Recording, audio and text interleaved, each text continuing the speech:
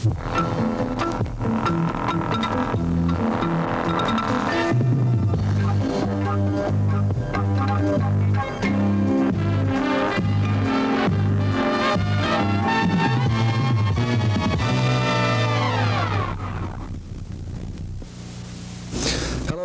my name is Steve Sheets, and I'm president of the Blair County Sports Hall of Fame. On April 18th of this year, we inducted our first group of athletes at a dinner held at the Penn State Altoona campus. Included in that first induction were Ed Flanagan, Galen Hall, Skip Hughes, Pat Malone, Mike Reed, and Wade Chalice. These individuals, combined with our presenters as well as our MC, Stan Saverin, and our honored guest, Joe Paterno, to produce a great evening of fun and laughter. It was also an evening on which a lot of tears were shed as well, as our inductees talked about their families and their careers and their lives, and took time out to thank their family as well as their coaches and their friends. Since that night on April 18th, we've had many people come to us and tell us what a special night it was for them. And many said their only regret was that they hadn't taken their son or their daughter or their mother or their father. It was a positive night. Many people in attendance thought that this was the finest event that they had ever attended. And we owe a debt of gratitude to the Media Center of the Altoona Public Library for filming the evening's activities so that you could see it. And now I encourage you to sit back and enjoy the first induction of the Blair County Sports Hall of Fame. Good evening, ladies and gentlemen. Welcome to the Blair County Sports Hall of Fame first induction dinner. I'm Stan Saverin. I'll be your MC for the evening. MC often stands for meaningless chatter. I'll try to keep that down to a minimum. If I may, introduce to you tonight's honored guests. And if you will, or you can applaud all the way through, depending on what you'd like to do, our guests of honor. First of all, Steve Sheets.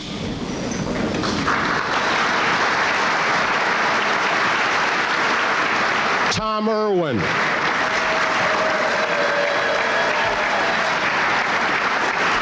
Pat Moss. Steve Smear. Mike Reed.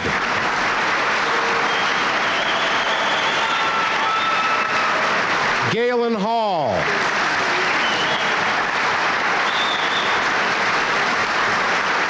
Joe Paterno.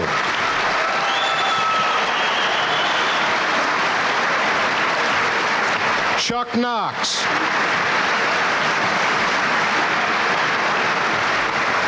Ed Flanagan. Skip Hughes.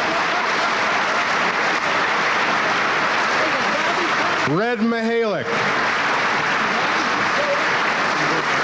Wade Chalice. And Bob Bubb. Give them all a big hand.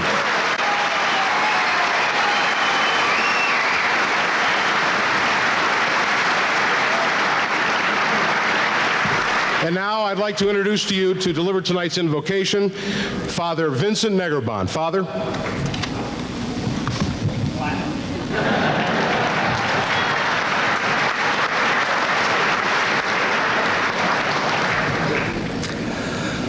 O God in the heavens above, we ask you to bless us as we gather together this evening, especially on this joyous occasion to give honor to these six men. Bless them because they have honored you by leading the good life and not using their greatness for selfish reasons. Indeed, they have been a credit to you, O God. They have been a credit to their family and friends and to their country. And bless us, O God, we who have stayed by them in good times and in bad times. Finally, bless this great country of ours and the people who live therein, and give the world peace. Amen. Enjoy your dinner. We'll begin the program after dinner. The first one who fumbles the fruit cocktail gets tossed out, so be careful. Good evening once again, and welcome to the first Blair County Sports Hall of Fame induction dinner. I'm Stan Savran, your MC. As you know, this is the first induction dinner, and I was very honored to be asked to become the MC. However, I warn you, I was also the first one to buy an Edsel, and I was also the first one to give O.J. Simpson and George Paterno diction lessons, so I hope that's not an omen. Obviously, by your attendance, the response to the Blair County Sports Hall of Fame induction dinner has been tremendous. Steve Sheets informs me that we have a sellout tonight, certainly indicative of the sports tradition of this area and your involvement in it. To explain the Blair County Sports Hall of Fame and how the Hall of Fame and the banquet came about, may I present to you the president of the Blair County Sports Hall of Fame, Steve Sheets. Steve?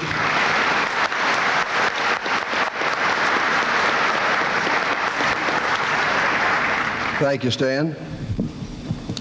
Good evening. Welcome to our first induction dinner. I knew when I saw Joe Paterno earlier in the evening without a tux that I may have made a mistake. And he informed me that I did forget to tell him. And I do feel bad. But since Joe went on the board at Unimart, I don't feel real bad. But I do apologize.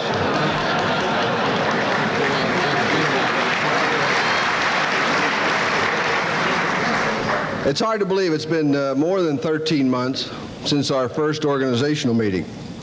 It was Neil Riddell who had the idea for the Hall of Fame, and he recruited Dave Andrews and Bernie Dembert and myself to supposedly help him bring his idea to fruition. I had assumed he would also be president of this organization. My wife and children have on occasion told me that I was stupid and an easy touch, and the election of officers for this newly formed organization proved them right again.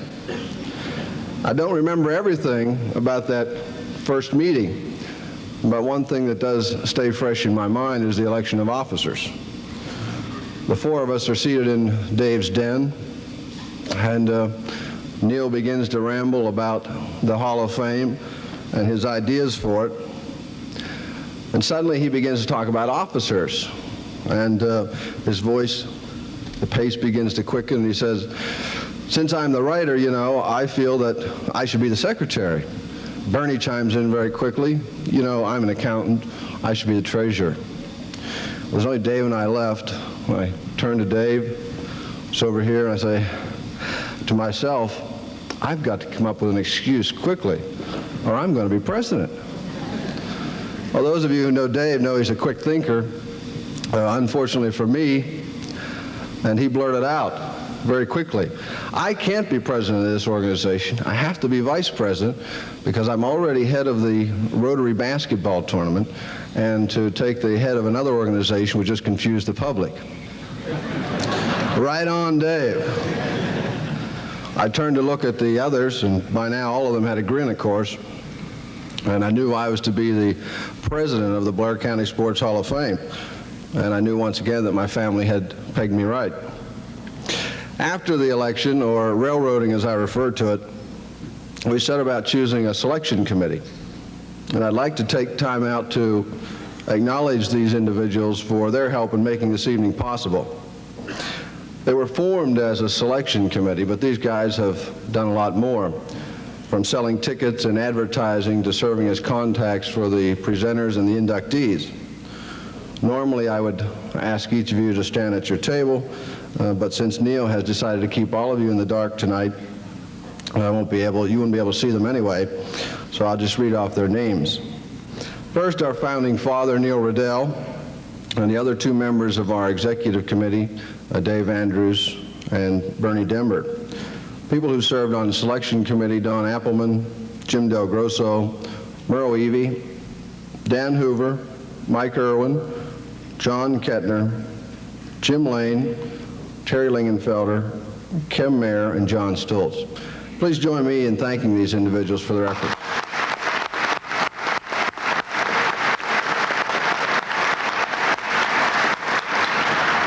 I would also like to take this time to thank my secretary, Nikki Barnes, who really made this evening possible. She was responsible for coordinating the dinner and arranging the seating and sending out the tickets and handling all the phone calls. So thank you, Nikki. The formation of this organization has been a lot of work for all of us, but it's also been a lot of fun. And it's really fulfilling to stand here before a packed house, knowing that we could have even sold more tickets. But to be here to honor some of our best athletes to ever perform in the county. Not only are these individuals great athletes, but they also are great people to have representing us. Each of them has given freely of their time to make this a special weekend. This afternoon, our inductees took the time to sign autographs and talk to people during an autograph session at the Logan Valley Mall. One of our organization's goals is to provide inspiration to our youth, and our inductees fulfilled that goal today for many of our young people. Our second goal is to honor our former sports legends, and that's what we're here to do tonight. Long term, we look to continue to induct our former great athletes at dinners like this. Initially, the dinners will be held annually until we feel we're caught up. Beyond that, we've talked about a permanent facility to house memorabilia, but we really don't feel we're ready to tackle that right now. The enormous amount of support that we've received thus far has helped convince us that the Blair County Sports Hall of Fame will live on. I especially want to thank the following people for their help. Our corporate sponsors, advertisers, Denny Helsel for catering tonight's affair, Joe Reese and the people here at the Penn State Altoona campus who gave freely of their time and resources to make this event possible, Jack Weidman and the Times Tribune Company for the program, Jim Steiner for the great backdrop we have, as well as the faces, Mike Cronick for helping us select a special gift for our inductees, the media for the publicity we've received, our inductees, presenters, Stan Savran, and our special guest, Joe Paterno. And finally, I want to thank you, because without your support, this evening would not be possible. Now I'd like to turn the program back to Stan. Stan?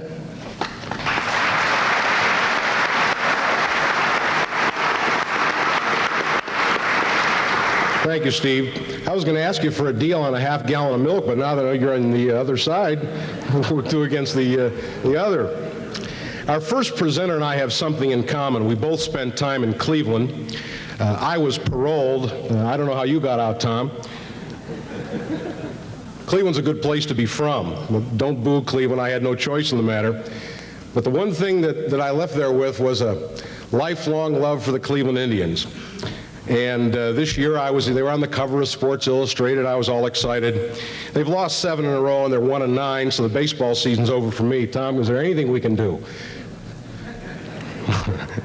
It's tough being there. The last time the Indians won a pennant, Oliver North hadn't learned to speak yet. Of course, things haven't changed that much, apparently. Our first presenter did spend time, and I underline the word, although it wasn't that bad back then. He did spend 3 years in the Cleveland Indians organization and played with and against our first inductee. To present our first inductee, Pat Malone, may I introduce to you Tom Irwin. Tom?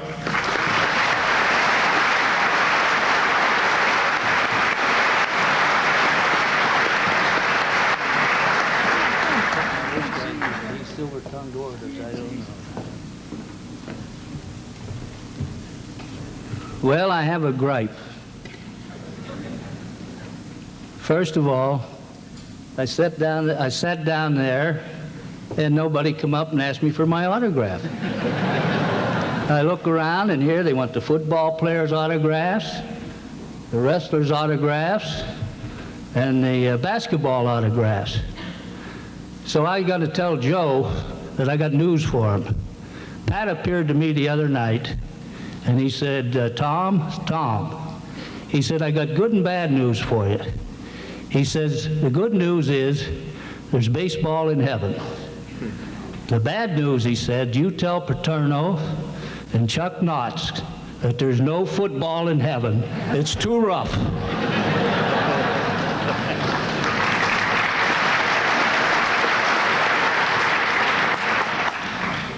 Then I have some news for Shawless and Skip Hughes. Pat told me they're taking their case up next week. Well, thank you, Stan. It is a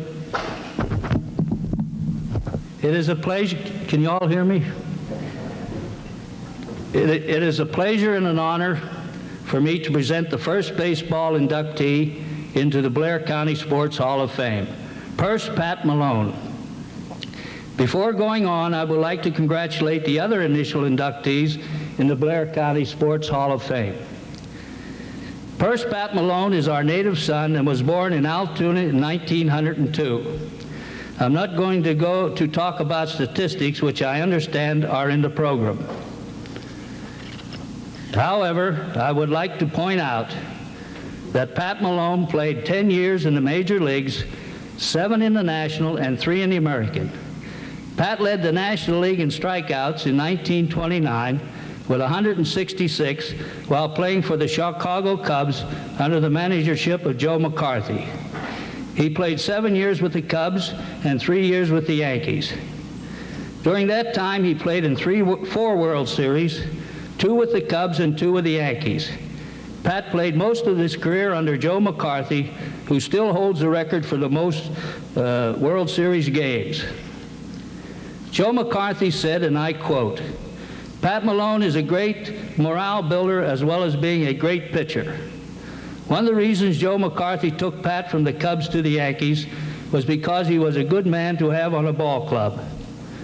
My first recollection of Pat Malone was when I was making an Eastern trip with the Cleveland Indians in 1935, and he was with the Yankees. I went to the Yankee dressing room and asked Blondie Ryan, the shortstop, if I could see Pat Malone. Ryan said, "Do you know Pat Malone?" I said, "No." He said, "Go in and the guy talking the loudest will be Pat Malone." Sure enough, when I went in, Pat Malone was holding court with the other members of the Yankee ball team. Pat introduced me to some of the other Yankee ball players, such as Gehrig, Crosetti, Lazzari, and Bill Dickey, and a few of the other greats. And then he asked about some of his close friends in Altoona, namely Dick Conlon, Harley Lamont, and about the kid catcher, Freddie Del Grosso. Incidentally, Pat used to work out with Freddie before going to spring training. After our meeting in the locker room, I was working out and taking infield practice with the team. Pat kept hollering and offering words of encouragement to the boy from Altoona. This was typical of Pat Malone. I remember walking down 11th Avenue with Pat one day during the off-season, and a group of kids approached Pat for his autograph. After signing their bubblegum cards whenever they had, Pat invited them into Sitnick's drugstore for a treat. I realized then that Pat had a special affection for children. I've given you a brief narrative of my relationship with Pat. I'm sure many of you have other memories of him. So at this time, I would like to introduce to you Mrs. Patricia Moss, daughter of Pat Malone from Tallahassee, Florida.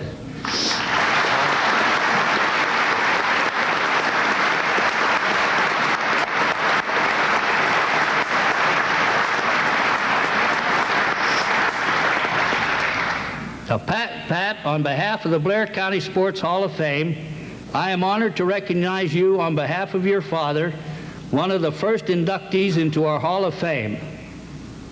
Thank you. Thank you.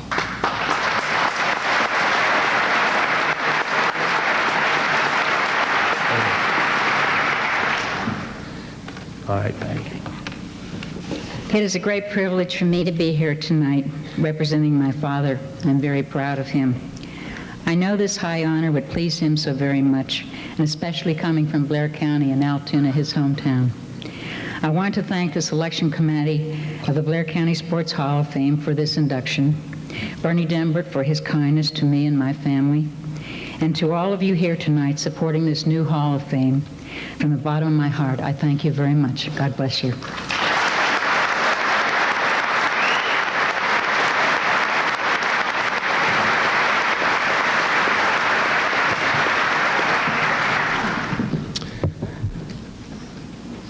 Thank you.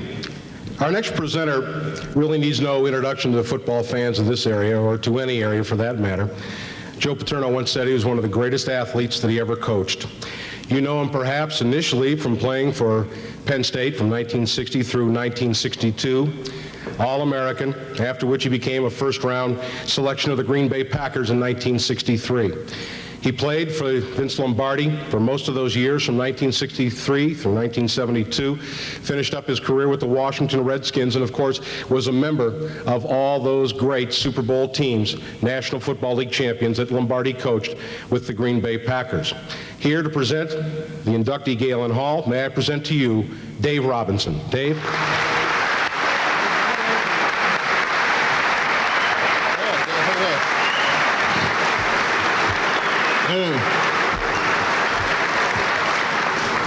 Thank you. Steve, thank you very much. I didn't know Joe said that. In fact, I remember distinctly Joe didn't say that. I'd like to, first of all, say that I'd like to acknowledge two of my former coaches who are in the audience, Coach Torretti and J.T. White. I think Coach Torr is probably the one coach in the Penn State group who was most responsible for me coming to Penn State, and JT is probably the one who almost chased me out. Yeah, I am from Akron, Ohio, and only way you can say Akron is about 30 miles from Cleveland, and it's the one city in the country that Cleveland can make fun of.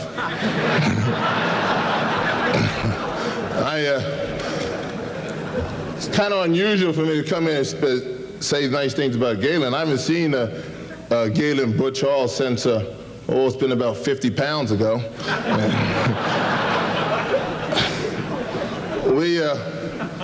We used to call him pork chops, and I won't go any further than that. You can see that. But I'd also like to apologize to everybody here for being a little late today. I went to the bathroom to put some toilet water on before I came, and the lid hit me in the top of the head.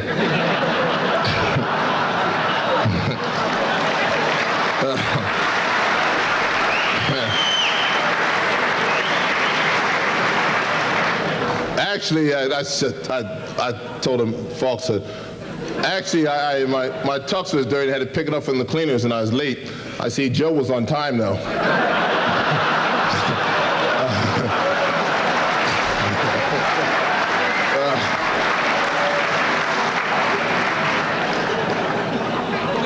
For those of, I really didn't mean this to be a roast. I just,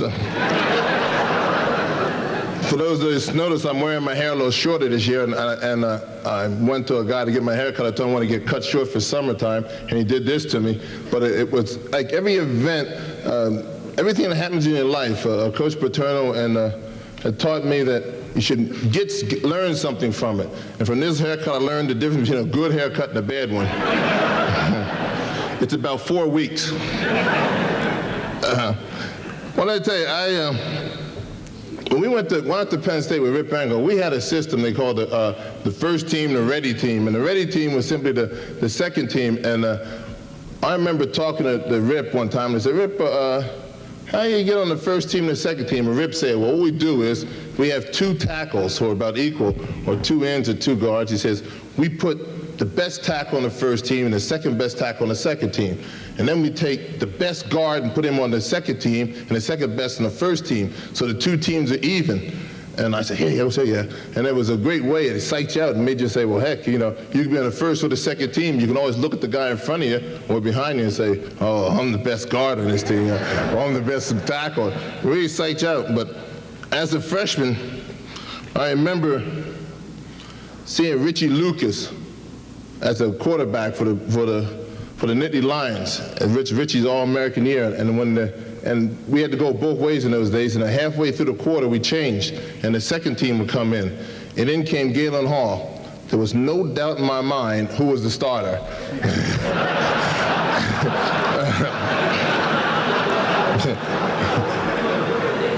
And my next year, it was really different, you know.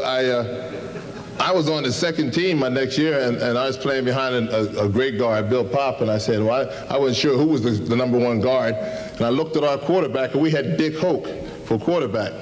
And Galen was quarterback of the first team. However, Dick Hoke went on to many years in the NFL with Pittsburgh Steelers, Super Bowl championship and everything else, and Galen Hall spent a couple years in Washington. I used to think I knew which one was the first team. But I tell you, if there's any doubt in anybody's mind, it all became crystal clear to all of us in that first Super Bowl game. I mean, that first, like Super Bowl's on my mind, that first Gator Bowl game down in Jacksonville. We went in there and we were marked underdogs at Georgia Tech, and everybody was laughing on our little pudgy quarterback, except the guys from Penn State. And Galen commenced to tear them apart. He showed them what kind of metal is made of, and I think it was one of the greatest games I've seen any quarterback play, regardless of his size. And this is one of the things that really showed what Galen Hall really was and what football at Penn State really was, and we rose to the occasion. I know Galen has had a long coaching career starting with West Virginia going on. It's all in a book if you want to read about what Galen has done. I'm not here to tell you about the different things that Galen Hall has done, the different tributes. Only thing I did get a call, however, that said a little bit, tell me, say, please mention a couple of Galen's accomplishments. They happened to come from a group of guys at a bar called Denny's in Gainesville. You know anything about that, Galen? They wouldn't tell me what the accomplishments were, but they said, just say hello to Galen for me, that's all. But one thing I want to say, real quick, that if you're going to have a Sports Hall of Fame in Blair County, and if you want to get some criteria, and you want to set down one that the guy have dedication, in other words, a guy that can take his body and build it and hone it and get the most out of what he's got.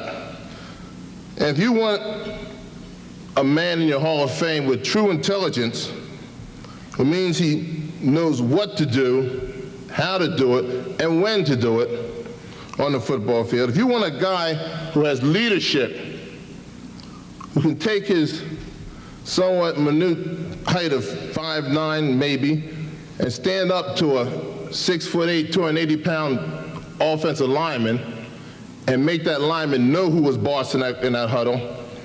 And if you want a guy who has the camaraderie of his teammates, who can take 40 guys and pull them together and make them all hold one line and all be going for one thing, then I'm here to tell you that you guys have chosen, or you people here in Blair County have chosen a guy who I would choose to be one of the first in my Hall of Fame.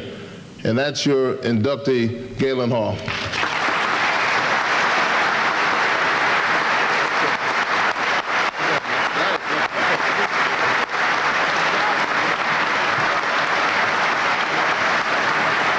Thank you. I told Dave when he got up here to remember who gets the mic last. I really don't have anything real funny to say about Dave, and I'm sure Joe will have something for you a little bit later.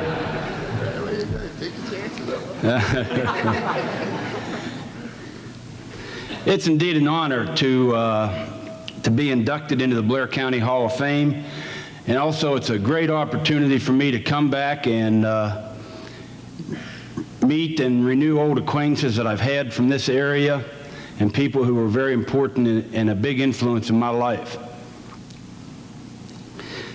Standing here before you on this special occasion is a very great honor, but it's also a great tribute to those people, those teachers, administrators, coaches, and friends, teammates, and other people from the community of Williamsburg. I would like to openly come out and thank all those people from that community that helped me and gave me guidance and influenced my life. I truly appreciate those people. In high school, I was involved in all types of sports. I can remember the good things and the bad things, some big wins, and in the sports we played there. One of the biggest wins that I can remember was up here in Altoona, playing for Altoona in 1957 NABF championship. We won that team. We won that last game. We were national champions. Carl DeCaspers, who's here tonight, was in that game, scored the winning run for us. It was a great, great feeling of my past. The game of football has always been very important to me. It's done a lot for me. I owe a lot to the game of football. Game of football gave me a chance to go to college, to go to a fine academic institution for like Penn State and graduate from there. I have a lot of lasting friendships with a group of individuals that were my teammates that we got through the peaks and valleys of competition. Football is a very competitive sport. Football gave me the opportunity to get into a profession, and I feel very fortunate that I've had the opportunity to learn from people like Rip Engel, Joe Paterno, who I think is one of the finest coaches around, worked for 18 years with Barry Switzer. They've all given me some philosophy to my coaching. My background began here in Blair County, then to Penn State, and then to 20 years assistant coach, and when my opportunity came to University of Florida, I think these people prepared me very well for it. There's a lot of people that I owe a lot of things to. One person who's here tonight, you can't see her, but she's back there, my mother, Mrs. Grace Hall. Truly appreciate everything that she's done for me, and my wife Elaine is here tonight. Thanks to everyone that was so important in my life. You are truly, deeply appreciated, as is this honor of being inducted into the Hall of Fame. Thank you very much.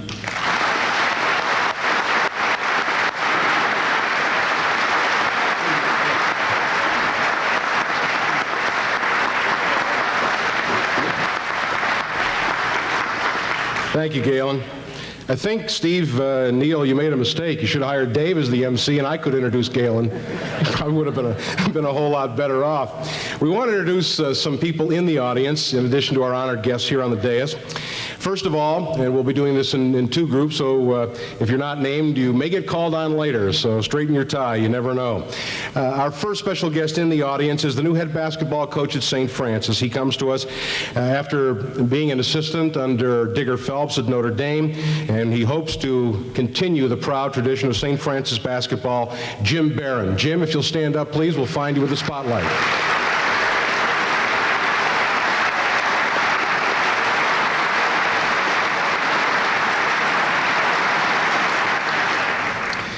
We talk about accomplishing things in our hometown and hometowns by and large, and primarily our family. And we've got one of the most famous athletic families in the Altoona area present tonight. And we'll introduce them in two separate groups because they play across the river from each other, although in the same stadium. And it would appear that one chose the wrong team to go to in that particular city, as the other one was Super Bowl champions. This young man had a great career as a linebacker at the University of Pittsburgh, now plays for the New York Jets. May I introduce to you Altoona's own Troy Benson. Troy.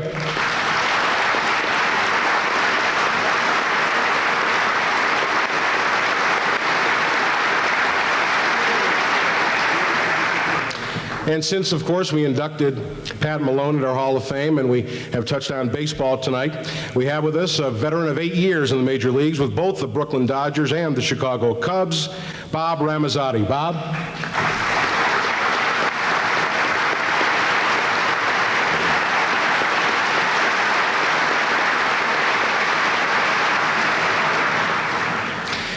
Our next presenter was a great referee. Now that's a contradiction in terms. He refereed many of the ball games, basketball games at St. Francis, which may or may not explain the fine record of Skip Hughes. I'm not sure about that. He has been called the Will Rogers of refereeing. Never made a bad call he didn't like. To present the award to our inductee, Skip Hughes, may I introduce to you a gentleman who recently was elected to the Basketball Hall of Fame and one of the great officials in any sport of all time, Red Mihalik. Red?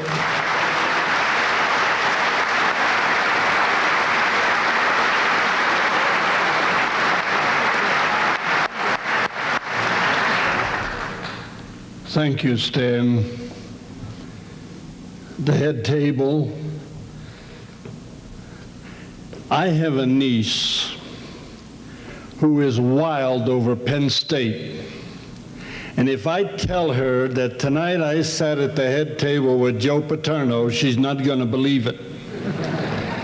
But I have his autograph, and she has to believe it. All I hear from August till he plays that game at the Orange Bowl is Penn State, Penn State, Penn State all day long. And today, I had never met him. And I always looked forward to the moment that I would. Tonight, I met Joe Paterno. Tonight, I met Chuck Knox. Tonight, I met everybody at the head table. And for an old Pollock coming out of little old Fort City, and when I go home and I tell the rest of those Pollocks that I met this crowd tonight, I'm here for Dr. Hughes. I remember one night we called a basket good that never went in.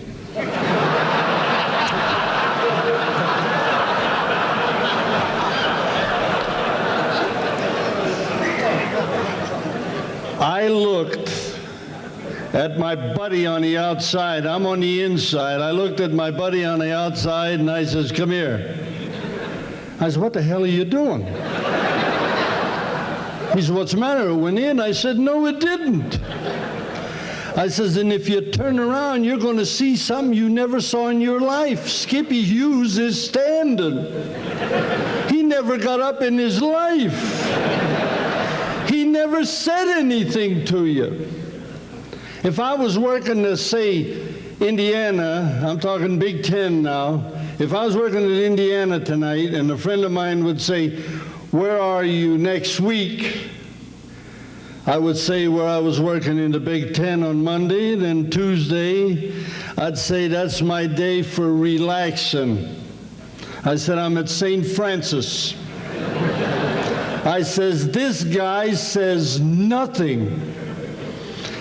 Bobby Knight has chased me from one end to the other. I purposely went 90-degree angle to make him come around and get me down the other end. I tried to get him to step on the court, and he hasn't stepped on it yet. I did everything I could possibly do to get him out there. No way." We spent May 5th together, the day I was inducted into the Hall of Fame. He is one beautiful person. The kids who were there from home, all they talk about is Bobby Knight and how nice he is. My wife says, "Red, all I want you to do is get that sweater so I can wash it." Because he's constantly got it wrapped up halfway up his stomach. But you have to sit him alongside of men like Dr. Hughes and the rest of the basketball coaches. I won't say anything about football. I've taken a hell of a lot of hell out there.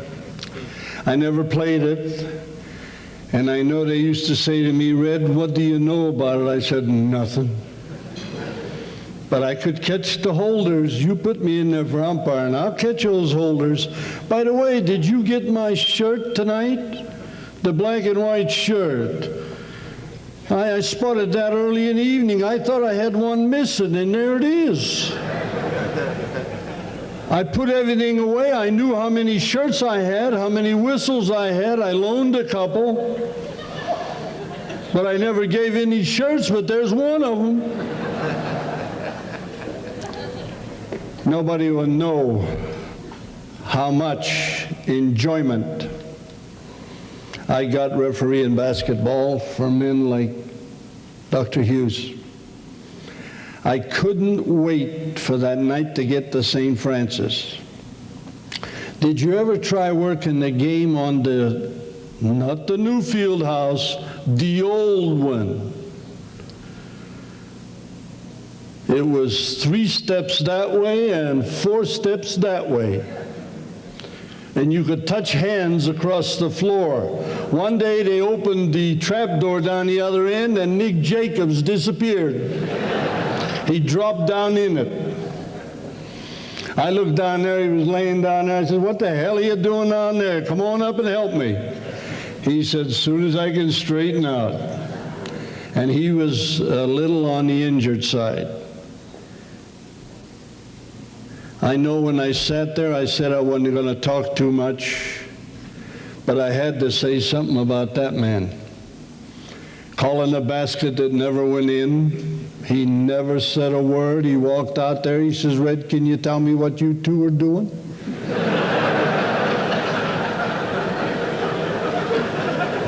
I looked at him and I says, "Dr. Hughes, if you and I walk toward the bench so I don't have to call a technical," I said, "I'll tell you what we're doing."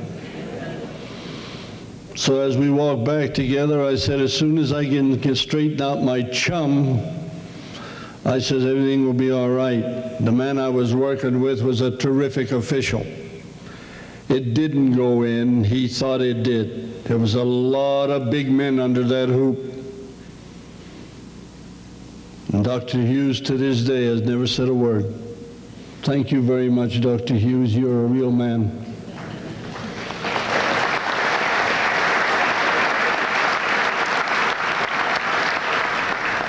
Dr. Hughes, would you please come up here and accept this award?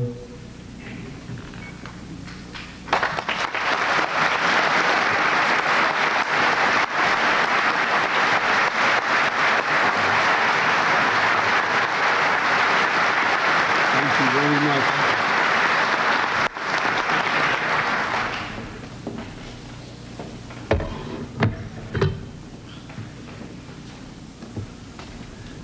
I had a speech, but I don't know what to say. This is the greatest compliments that I think I've ever had. And I'd like to speak all night on Red. He was the greatest. Anytime we had a basketball game, I knew the spectators were going to have a thrill. He never made a decision which wasn't right, even if he's talking about the basket, it didn't go in. But I remember down and we won the carousel tournament, and down in Charlotte, North Carolina. And we were leading Fordham by 22 points with about 5 minutes to go. And they creep up to about 3, and seconds to go. Red makes a call. I jump up on my feet, and Red comes down. I'm standing at the bench. He puts his arm around me. He said, "Doc," he said, "I have had a tough day." He said, "I refereed a game this morning." He said, "Please be seated." I sat down, didn't say another word. But we were fortunate we won the ball game. This fellow we was refereeing, we had St. Bonaventure one day up at St. Francis, and there was a call near the end of the game. And after the game was over, I said, "Red, you and Malkovich went to the service together, was in the same barracks and everything." I said, "You could have called this the opposite way. It would have just been as honest as either way." He said, "Skip," he said, "if that would have been my mother-in-law," he said, "I'd have called it exactly as I've seen it." He's the most honest official I've ever seen. Every game was straight down the line. And to Red Mihalik, my greatest thoughts on how he's really a humble person. I like to say a few other things in regard to my basketball. I was been associated in a lot of places, and a lot of good things has happened to me in my lifetime. At 74 years of age, you'd think I'd be over the hill. Well, I am over the hill. But I'd like to reminisce a little bit. In 1930, I had a brother at Pitt on a basketball scholarship, and I was told if he made the grade, I would make it. Well, he invited me over to the Notre Dame Pitt football game, and he worked in the stockroom. And at the end of the game, I helped him carry towels over to the Notre Dame football team. It was Knute Rockne and the Four Horsemen. That's 1930, more than likely before a lot of your time.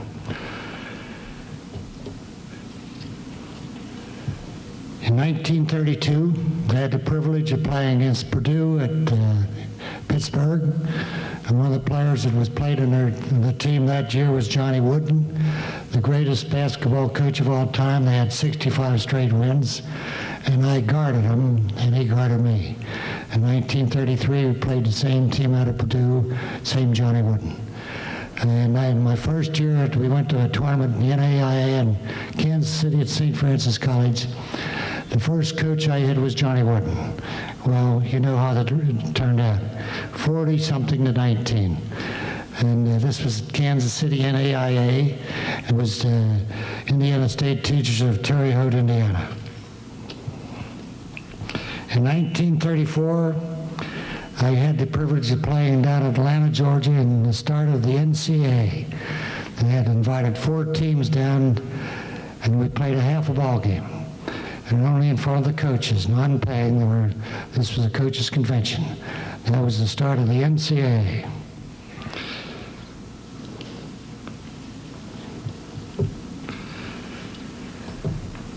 I played in 1934, the first year of the doubleheaders at Madison Square Garden. And then 1935 was the start of the NIT. I played in 1934, we beat Fordham. In 1985, I went up to accept an award from Roy Stokes, the greatest performance in the 50-year history of the NIT. And I had the privilege of coaching this gentleman. I had a little affiliation with golf in my time. I had the privilege of playing with Jimmy Demerit, 3 times winner of the Masters tournament. I played him in at Park Hills. He was a friend of the Murray Henry, the owners of the little shop in Hollidaysburg. He's coming through the first year, and I played 18 holes of golf with him. I was invited up to Du Bois. I played with the trick shot artist and I forget the other guy's name, Joe Kirkwood and Walter Hagen. Now, this is more likely predating most of you, but I represented Blair Country Club, and this is 2 of the greatest times of my life. And I'd like to end up by saying that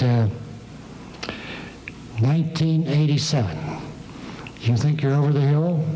Well, I think I am over the hill, but St. Francis College presented me with an award. They put my picture in the Stokes room. Up there it's hanging, a 5-foot picture with Jack Twyman and Marie Stokes. And February the 2nd, if I may, I'd like to present my wife, Beulah Yeckley. Now Beulah Hughes, I married her February the 2nd. And if the light is possible, she's sitting right down there. And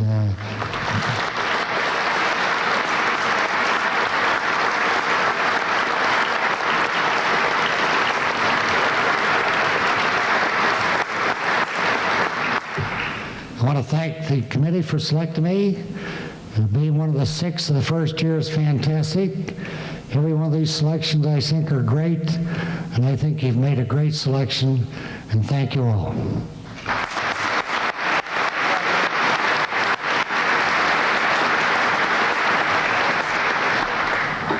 Thank you, Coach. Our next presenter can't lose. No matter what he does, he wins. As the head coach of the LA Rams and the Buffalo Bills and the Seattle Seahawks, took all of them to the NFL playoffs and properly got a lot of credit. During the years that Chuck Noll won 4 Super Bowls, they called him Chuck Knox all the time, and he got credit for that too. Absolutely could not lose. But you knew him way before then, from Juniata College, and an assistant high school football coach at Tyrone High School. Here to present our inductee tonight, Ed Flanagan, the head coach of the Seattle Seahawks, Chuck Knox.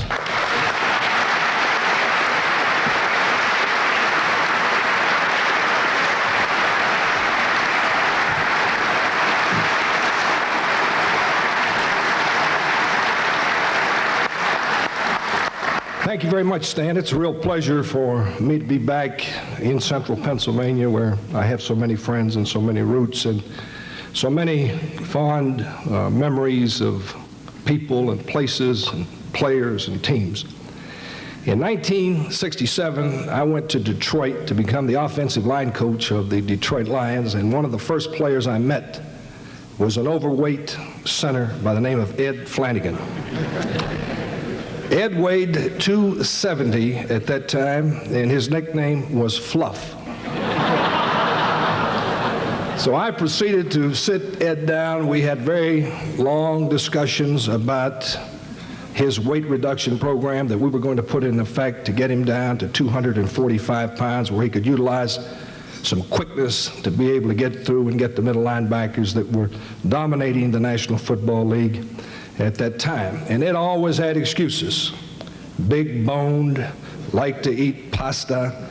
He had every excuse in the world for not getting down to that 245 pounds. But we persisted. Namely, we weighed him in twice a week. We put a fine system in at $25 a pound for every pound he was over, and he got the message in a hurry. But in any event, Ed went down to 245 and went on to become a great center. He had some outstanding games. We had tremendous rivalry in those days with the Chicago Bears, and they had one of the greatest middle linebackers ever to play the game, a guy that came to play every Sunday, Dick Butkus. And they were using a four-man line with Dick Butkus, a middle linebacker, lined up over Ed Flanagan, and Ed went out there and got after him.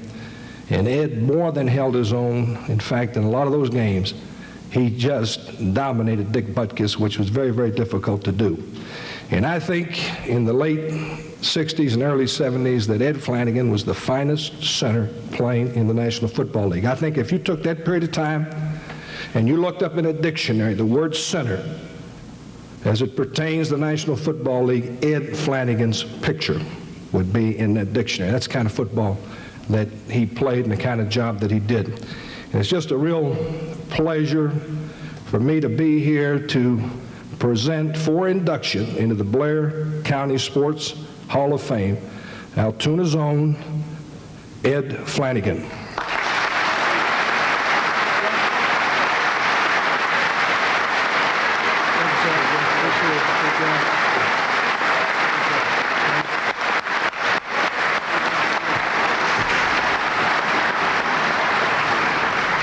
Thank you, Chuck, members of the dais, sports fans.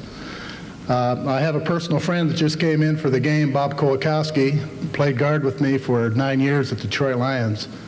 And he said, Ed, he says, you know, for the first time in 10 years of being out of football, he says, I think Chuck Knox is going to say something nice about you. Chuck, thank you very much.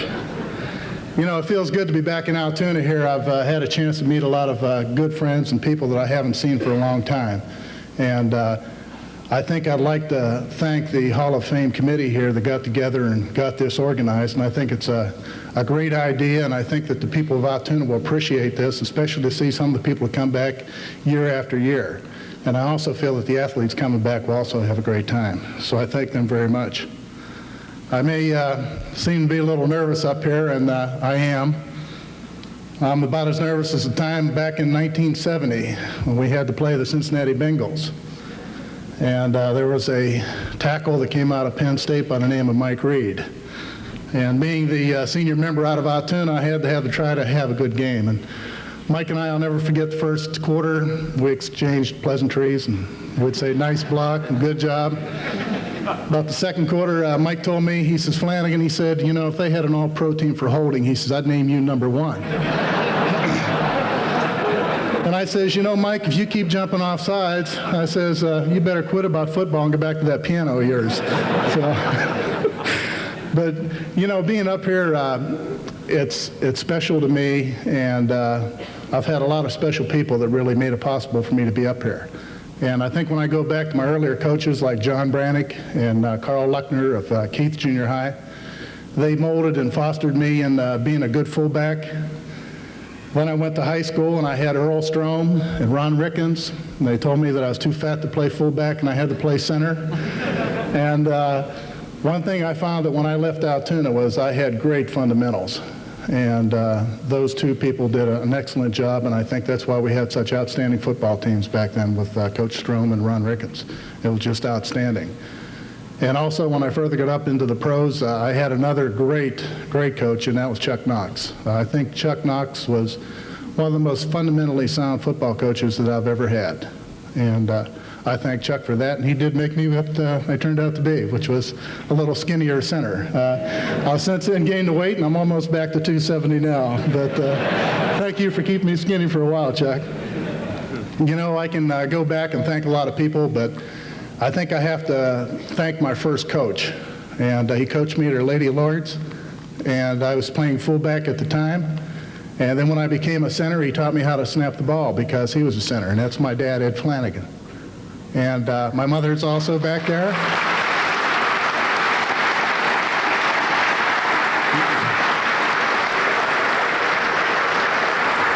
And you know, it's said that a person is the result of his heredity and also his environment. And I had great parents, and Altoona was a great environment.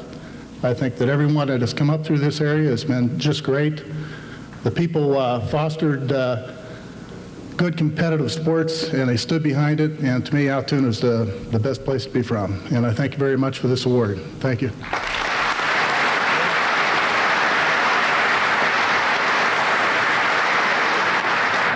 To present our inductee, Wade Chalice. He is the head coach at Clarion. 1985-1986 season, remarkable honor. Was named the NCAA Coach of the Year and the National Wrestling Coach of the Year. He has just completed his 21st year as the head coach at Clarion in wrestling. May I introduce to you Bob. Bob.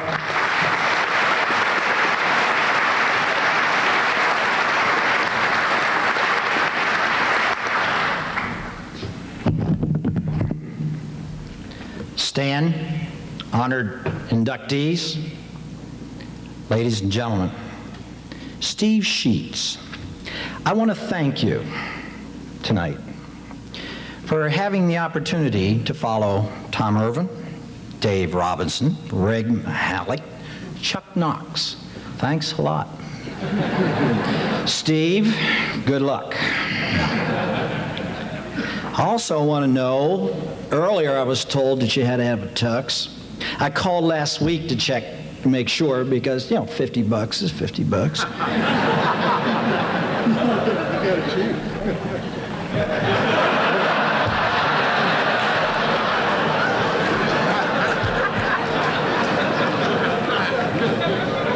Steve asked me if I would not go too far on Wade's accomplishments but describe his character, the type of person, some funny characters maybe somewhere along the line.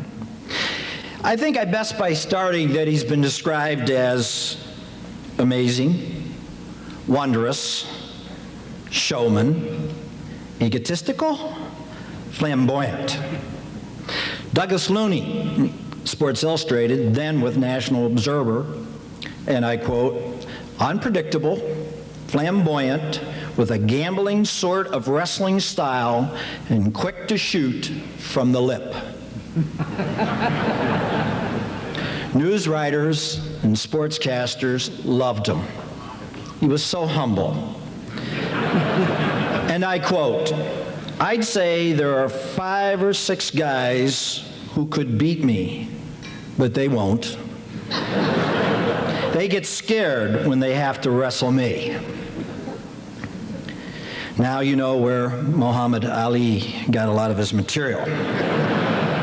Herman Weiskopf, also Sports Illustrated, said, he is a college wrestling's most creative and dazzling performer.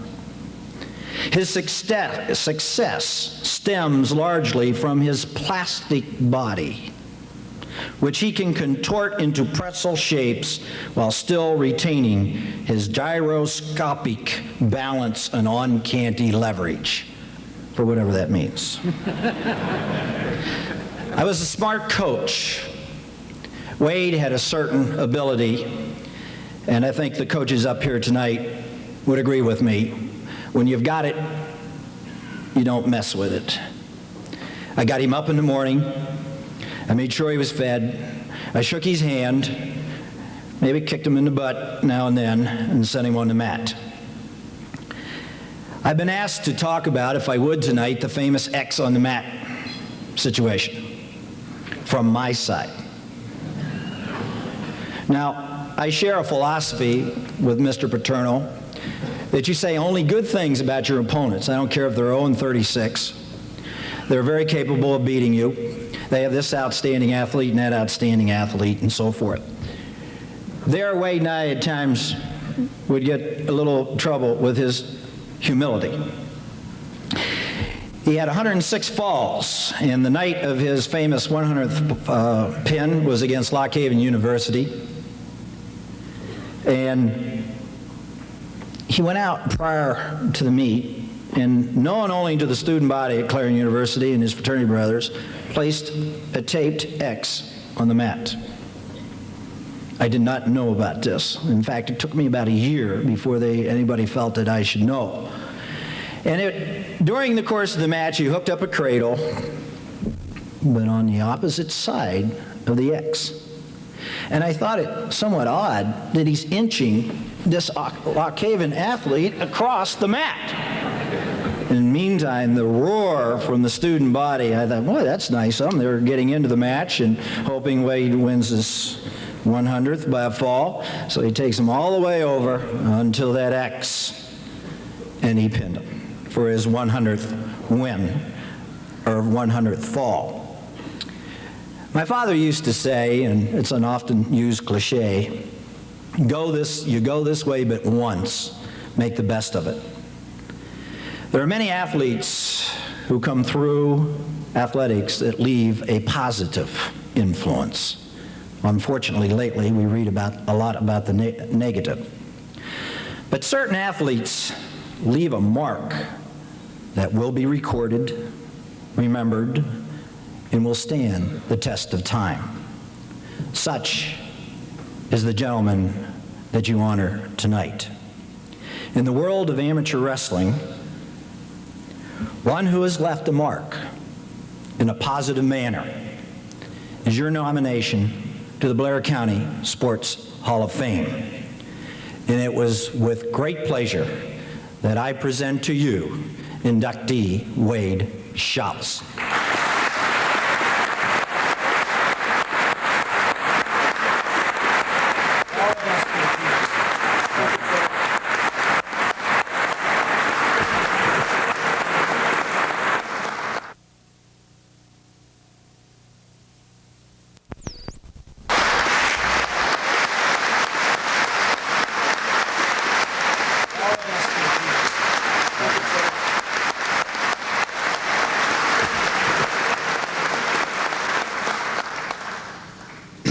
Honored guests, ladies and gentlemen,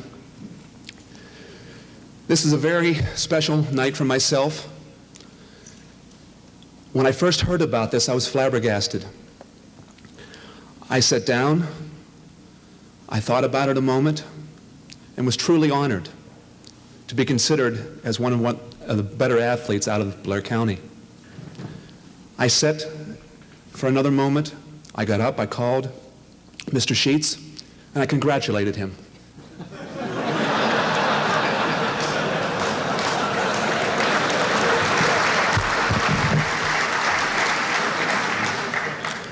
And I said, Mr. Sheets, how was the selection made? Tell me the story, how it worked. And he said, well, Wade, initially we were trying to get just 3 inductees in our initial Hall of Fame banquet. We were looking, first of all, for the most intelligent athlete that ever came out of Blair County. Then we decided to choose, as our second inductee, the most accomplished athlete ever out of the Blair County. And our third inductee, we thought we would choose the best-looking athlete that ever came out of Blair County. We made our first phone call to the most intelligent, and for whatever reason, we were turned down. We were a little distressed. We took a second look at what our goals were, what our priorities. We made another phone call to the most accomplished athlete ever in the history of Blair County. And again, we were rejected. We were really low. And then we made a third phone call to the best looking, and I accepted.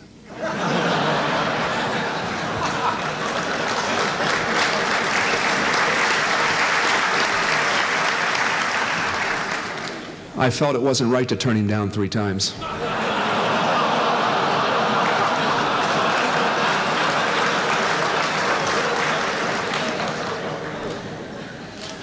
This evening is very special.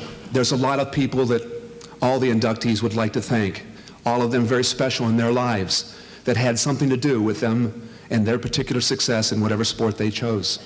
Mine was wrestling. I would first of all like to thank the members of the communities of Blair County. Without their support, year in and year out in whatever sport, the news media's support. Athletes would not be in sports. We would not have an opportunity to better ourselves as human beings, to do something positive for people.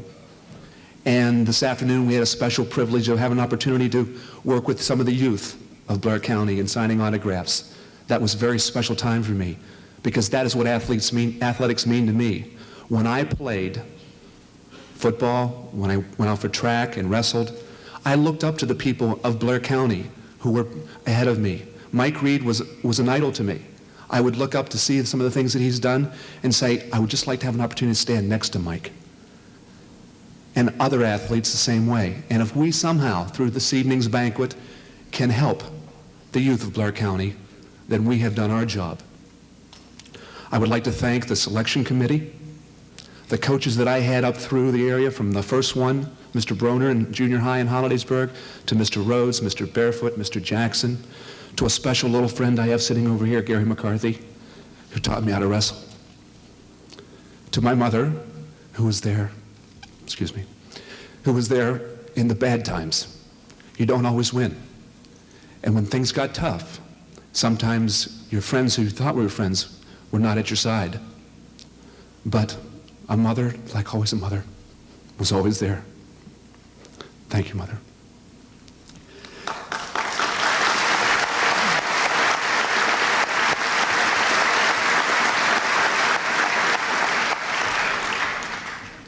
Of course, I went on to college at Clarion with Coach Bub, and what a tremendous human being and coach he is. His record speaks for himself. He does not have the money of a Penn State or Oklahoma. He does not have a campus to show recruits. He does not have pretty ladies that you can show the athletes, the recruits from the southern schools. Except for his lovely daughter.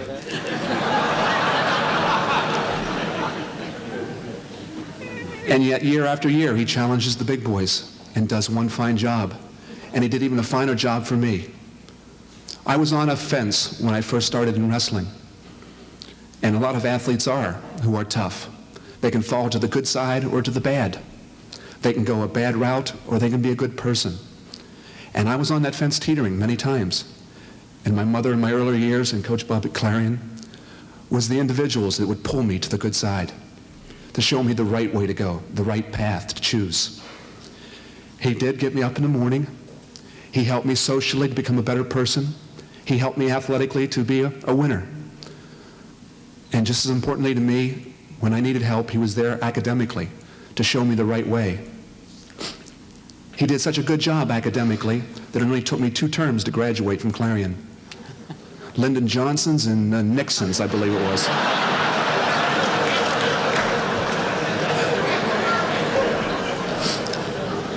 This past week, I've had several phone calls from reporters and people of the news media asking me, Wade, what are some of your special moments that you remember from the sport of wrestling or in your life in athletics? And one that comes to the forefront, you've read about already in the Altoona Mirror and the local papers, maybe in the radio, was my win in state finals in high school with John Chapman.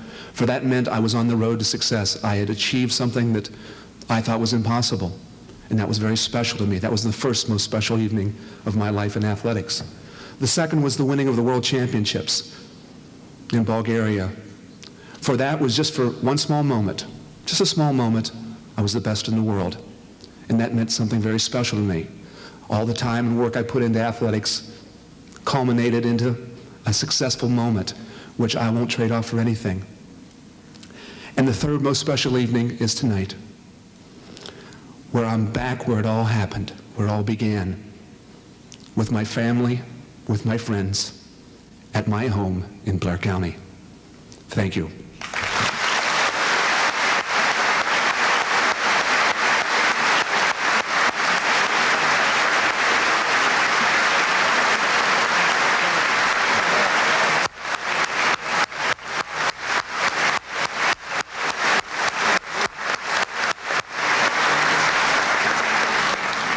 Wade, if I may interject, there isn't a mother in the audience or a mother anywhere who wouldn't have appreciated and had a tear in your eye. Nicely done.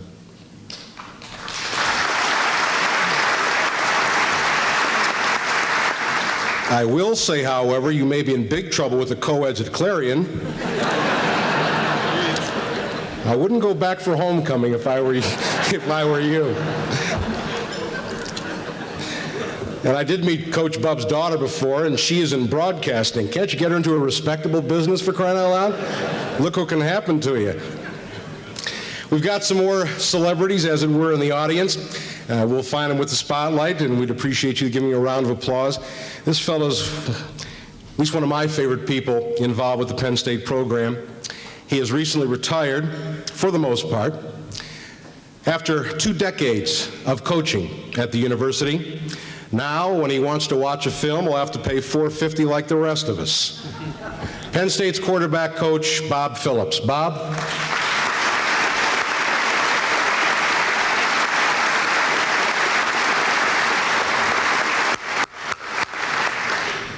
Speaking of great coaches, this gentleman sent 4 players to the National Football League, an amazing accomplishment from one area, from one school. Present with us tonight, former head coach at Altoona High, Earl Strome.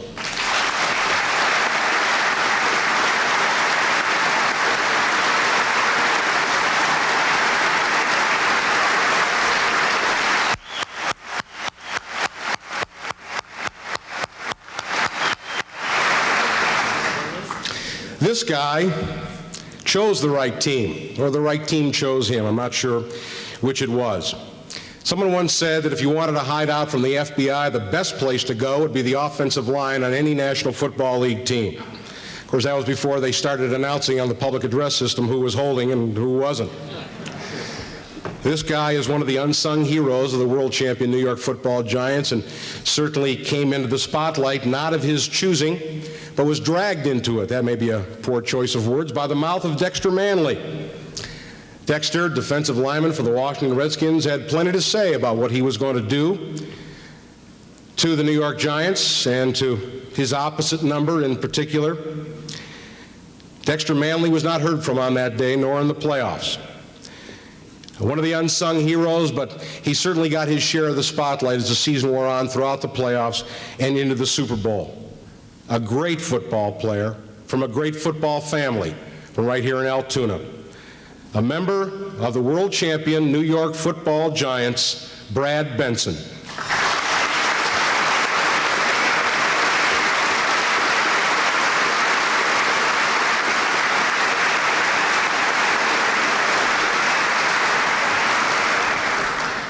And the least Phil Simms could have done, Brad, is take you to Disneyland with him for that $75,000 he got for just saying he was going there. Our next presenter is the most aptly named athlete of all time. No question about it, no one even comes close. Steve Smear. He, of course, was one of the captains on the great Penn State teams, 1968, 1969, the team that had a 31-game unbeaten streak, and in a lot of people's minds, certainly around here, were national champions well before any president or any wire service awarded it to them. Here to present our inductee, Mike Reed, is Steve Smear. Steve?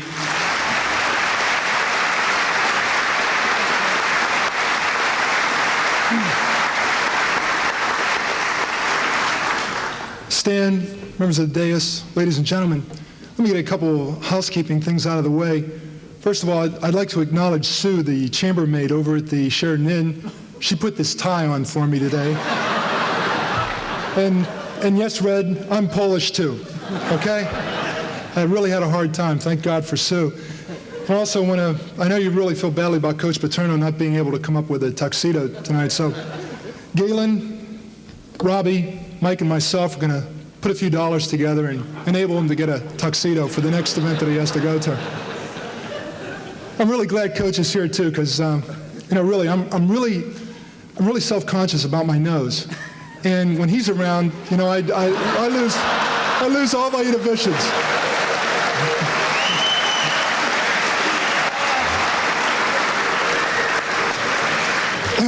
Just let me tell you this: we have to take our shots at the guy because he comes out swinging, and he's got the mic last. So. Okay, you're probably asking yourself, Steve, why did you come back here tonight? And, well, basically I came back tonight because I've been asked a question for the past 20 years. It's haunted me, really. When I was a star right defensive tackle at Penn State, people asked me this question. And I thought, well, it'll end when I move out of Penn State. And I went out to Canada and played, and of course people came up to me and asked me the same question. And I thought, well, hey, don't worry about it, because it's cumbersome, it's bothersome when they ask you this, So, well, once I get out of football, they won't ask me it anymore. But I went down to Maryland, I got into business, and people continually, still, to this day, come up to me and they ask me that question that's haunted me.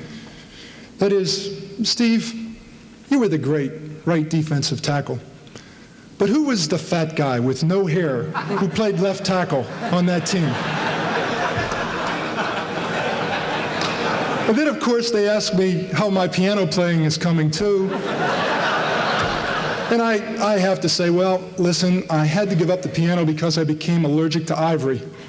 And so I consequently got up.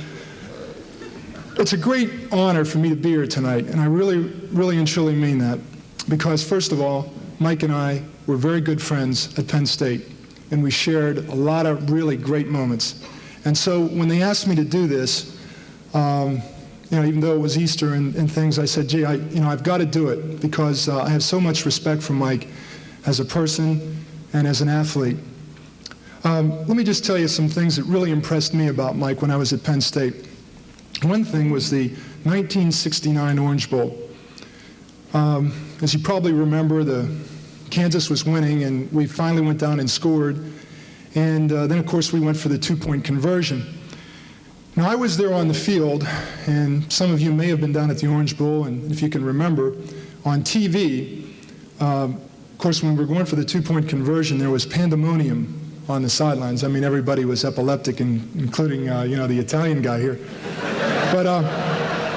But there was Mike Reed. Now, I don't know if you remember this, but I was next to Mike, and shaking and crying and, couldn't contain myself. And there was Mike praying. I don't know if you remember that. The TV camera, was on him, and he was there praying. And, of course, the first attempt at that two-point conversion failed. And we got and I thought, oh, wow, we lost the ball game. And then, of course, the flags went flying, and, Pepper Rogers and his team put 12 or 13 men on the field, and we got a second chance. And I remember thinking, Steve, you went 12 years to a Catholic school, and those nuns and those priests always told you, hey, those Protestants can't talk to God. And I thought to myself, hey, maybe I should convert, to find out what church he's going to. So that was one situation. The other thing that, and it's interesting, I haven't talked to Mike for a few years, but in a couple of conversations that I heard, him talking to some of the interviewers, one of the things that really stuck out in my mind was Mike was a wrestler, of course, and one of the highlights for him, and you got to understand this, the type of team that we had back in the late 60s was a team of we and us, and this guy to my right here was instrumental in making us a team of we and us. So we shared one another's highs and lows. But I can remember Mike in a match against Lehigh, where the match came down to the heavyweight match. And Mike won the match. There were 3,000 people in Rec Hall, and he was carried off by the students out of Rec Hall. And I can remember being so proud and so happy for Mike because it was such a tremendous accomplishment. And that, stuck out in my mind. And then, I laugh about the question about the playing tackle and who was left tackle and right tackle, but I wish really I had a quarter for every time someone in the last 20 years, and I really and truly mean this, has come up to me and said, hey, Steve, what is Mike Reed doing? Where is he? What's he doing? And it's so nice for me to be able to say, he's kind of kicking around down Appalachia. And I tell him that he's won a Grammy Award, and it's just an unbelievable thing to be able to tell people of a classmate, of a teammate that you had with you at Penn State. And finally, let me just say this, that one of the things that impressed me as well about Mike was the relationship that he had with his family. I can remember Mike's mom and dad, and of course Mike's dad is deceased now, but I remember them coming to each and every game and seeing Mr. and Mrs. Reed at the games. And I particularly remember the close relationship that Mike had with his mom. I mean, I don't know how many of you know this, but the first songwriter in the Reed family wasn't Mike. It was his mother. And I think there's a famous Monsignor in Johnstown, Pennsylvania, who was very instrumental in a lot of things that I did in my life. His name is Joe Paterno. Jeez. See what the guy's done to my mind? You know? Okay. His name is Joseph Fleming. And when I was growing up, he used to tell all the kids at St. Andrews, but me in particular, that when you're looking for a friend, when you're growing up, check with what he or she is like, how he or she treats his mother. Because when you see how that person treats their mother, then you'll know that that person can be a good friend, somebody that'll stand beside you when things are tough.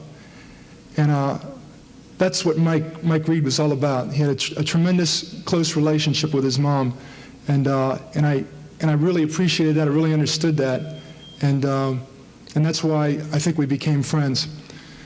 So having said all these things, at this time I'd like to present Mike Reed for induction into the Blair County Hall of Fame.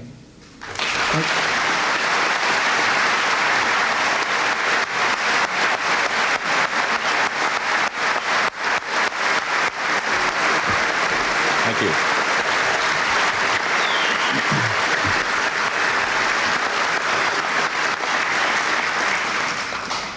I think I have been seduced by the fact that this is my backyard. This is Eddie's from Altoona, and well, everyone here tonight is from the area, but this is literally my backyard. When my brother Gary and Bill and I were, and the neighborhood kids were growing up, these were the places we ran and got in trouble and learned how to climb trees and whatever.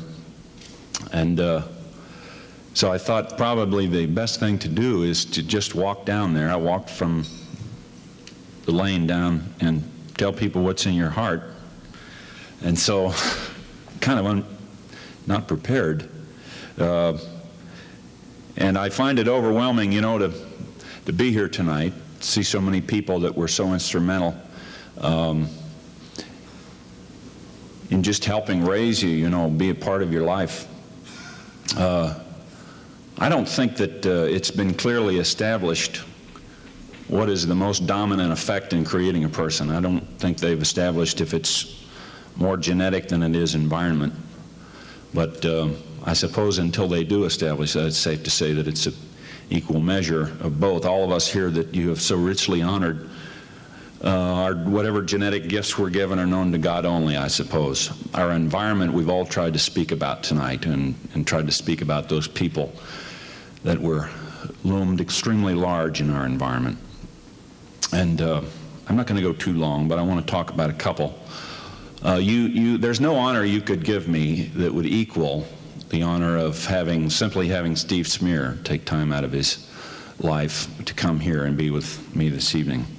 I don't have anything really funny to say about Steve, other than the one thing that I know, and I've always known, that I do better than Steve. I did better back then, I do better than now, is play the piano. But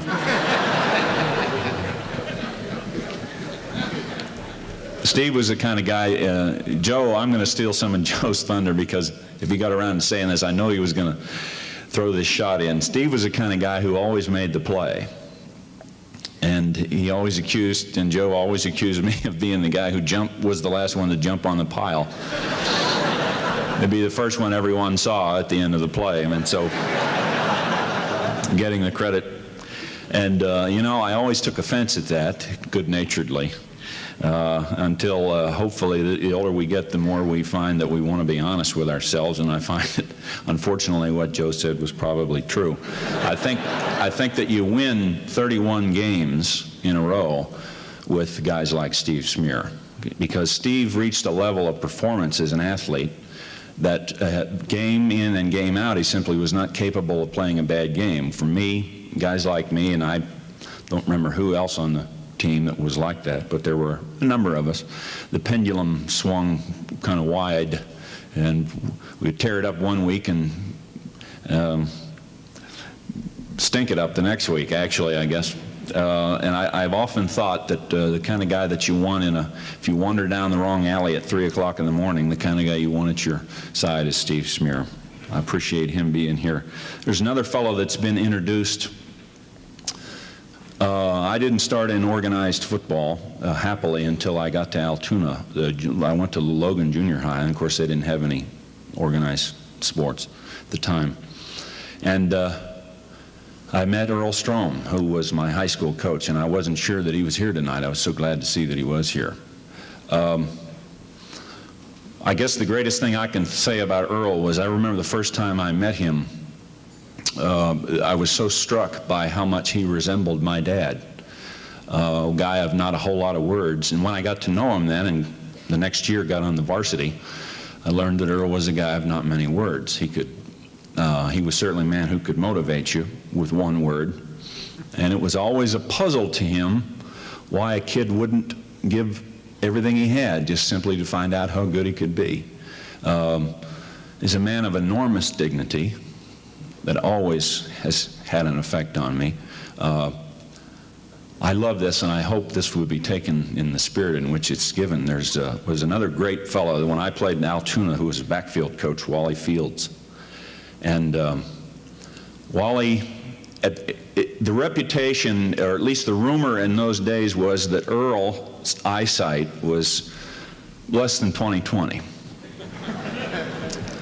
As he peered out onto the field to catch the action during a game, and Fields, who always stood next to Earl during the games, hearing wasn't, his hearing wasn't always really what it should be either.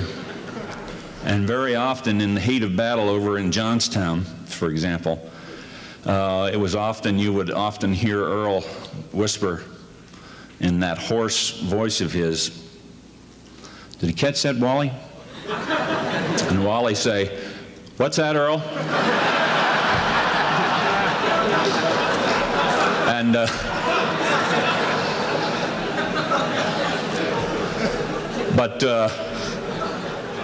I'm extremely lucky for having my first organized football experience be at the hands of a man like Earl Strom. And then I was so excited to be recruited by Penn State. I was not recruited heavily by a lot of schools. And I had such a great childhood. I didn't really want to go very far away from here, and Penn State was ideal, just down the road. And I was going to have the opportunity to work with one of the great coaches of all time, Rip Engel.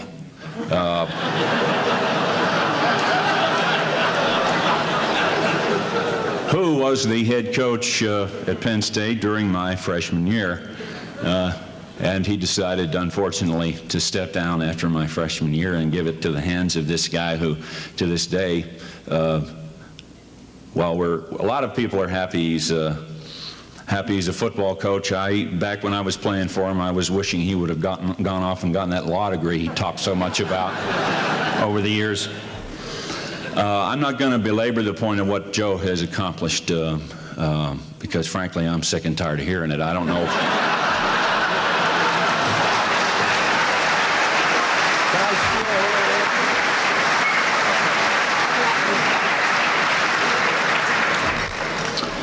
I mean, after all these years, if I had to sum up Joe Paterno, it would be in 2 words: ugly pants, frankly.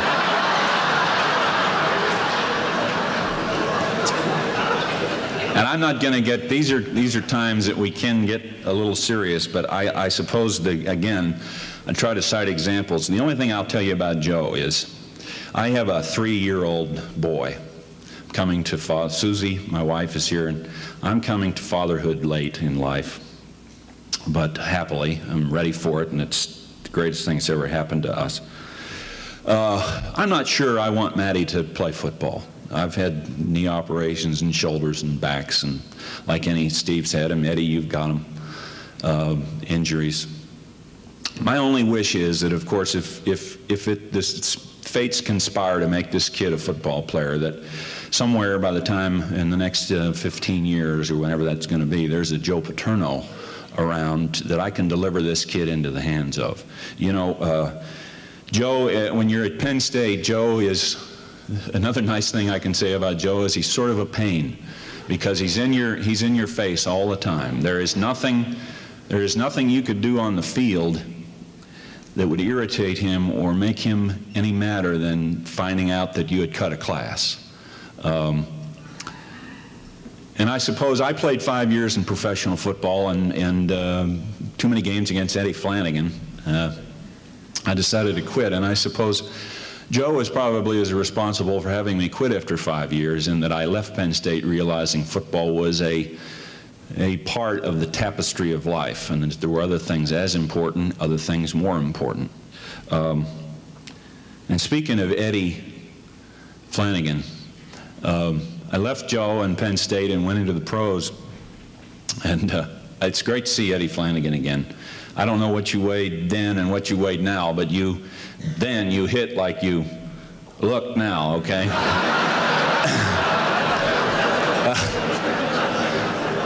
And Eddie introduced a good friend of his, Bob Kolakowski. Now, you have to understand that when we say we played against, the three of us, against one another, this was nose to nose, eyeball to eyeball. Eddie was center, and Bob was the right guard, and I was our left tackle.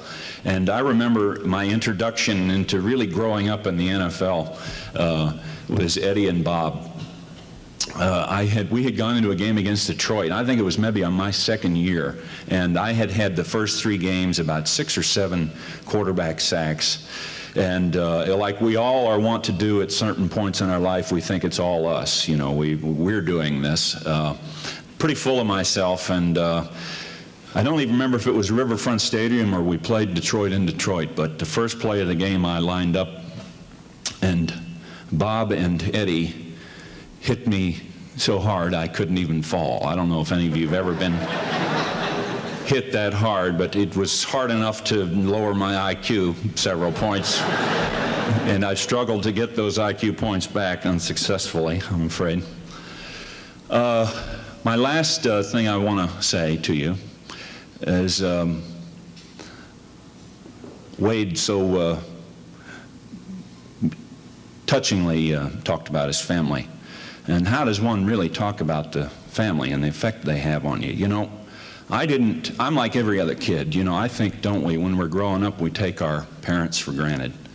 But I think in probably the 80s, particularly in my case, and Susan, my wife's case, when you're a new parent in the 80s, I think it kind of highlights something very important. And that is that when we were growing up, we simply never had to ever worry about, my brothers and I never had to worry about mom or dad being there. When we were kids, we never ever questioned who was going to tuck us in. We never ever questioned who was going to be there in the morning when we woke up. Grouchy, and she was there with breakfast, feeding a couple of 3 ingrateful, whiny brats.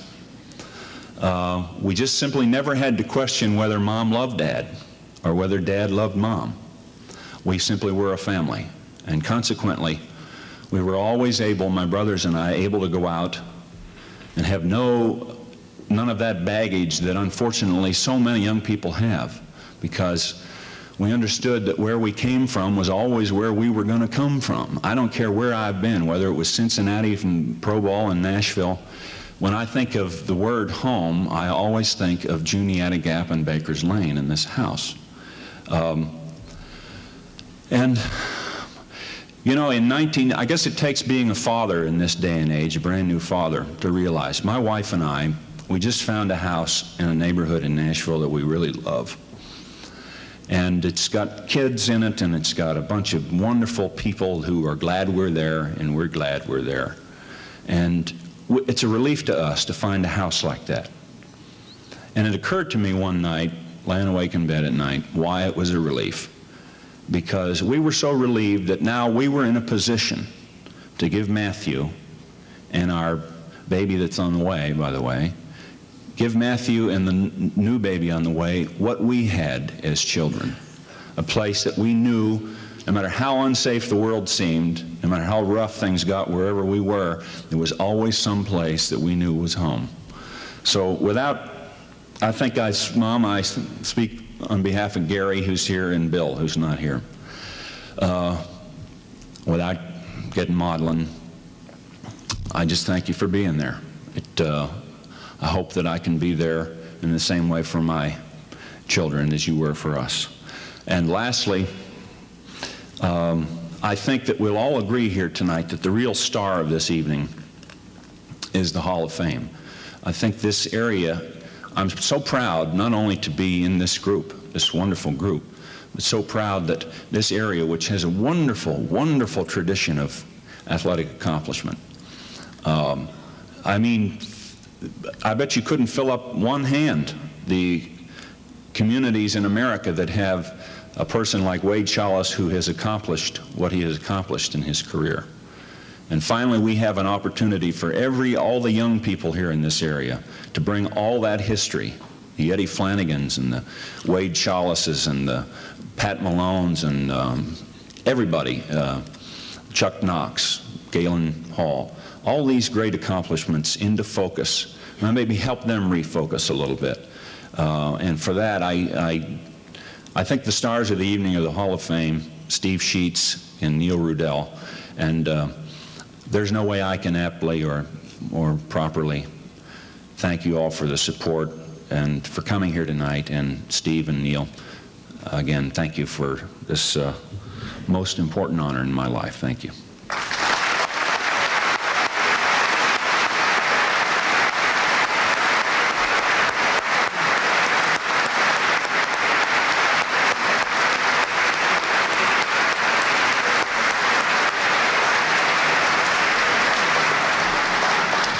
I know many of you have, of course, seen Mike perform in football, on the football field, whether here in town or at Penn State or with Cincinnati.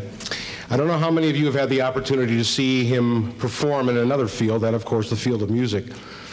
I have seen him perform in person at a small club in Florida, and if any of you were present at any of the Penn State Gala banquets last year or saw the condensed version on ESPN, I'm here to tell you that he absolutely held the audience in the palm of his hand. I've never seen a performer wring out emotion from a large gathering before. And just a fantastic performer. And it's an honor to watch you perform. Now I can get going. I don't know if you've been watching Coach Paterno up here, but you know, every time someone took a shot of him, he's been taking notes. He's gone through 3 pens already. As long as we're giving credit to, how we're dressed tonight, and Steve had mentioned the chambermaid, I want to thank Wade Chalice because I had the studs to my shirt in backwards and he fixed them in a little anteroom back there. I thank you for that, Wade. I don't know why Coach didn't come in a tuxedo. All he had to do was look in the Bella, Pennsylvania Yellow Pages.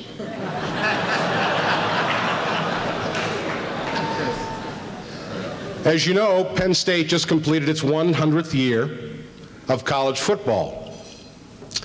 For the first 95 of those, and the last 16 of those 95, and the last 16 under Coach Paterno, Penn State had never won a national championship. 95 years of football, never won a national championship. Then in the 96th year, they hired me as the announcer, and of course the rest is history.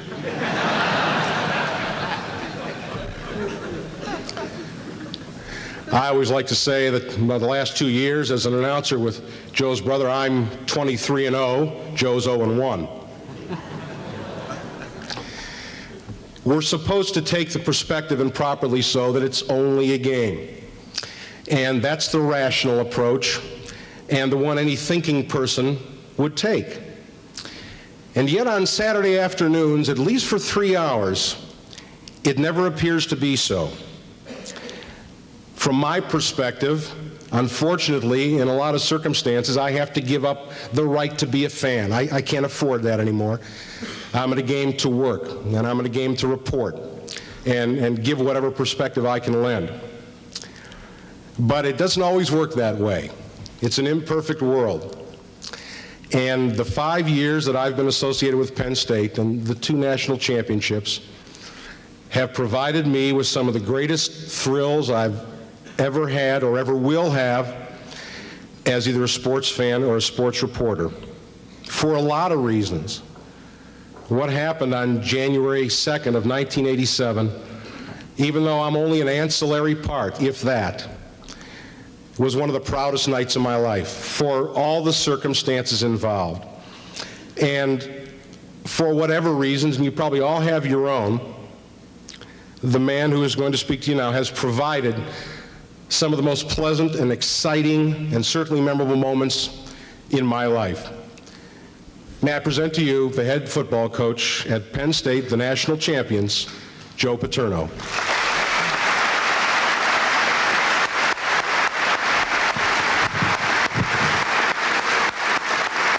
Thank you.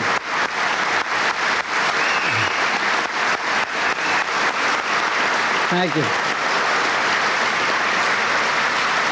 A couple of things I do want to say to Stan. I get a big kick out of him saying that he's very impartial when he does our games and what have you, and that he doesn't second guess or anything like that. But he does work with my brother. And the other reason I didn't check the yellow pages for a tux, Stan, was I was afraid I'd get one that looked like yours.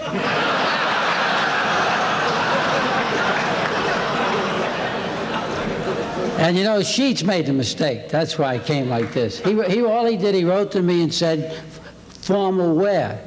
Well, in Brooklyn, this is formal. So I don't know any better. But anyway, I apologize for not being dressed appropriately, and I'm going to go back and check my correspondence and see whether I was directed to wear a tux or not. I probably was, and I didn't think there were tuxes in Altoona.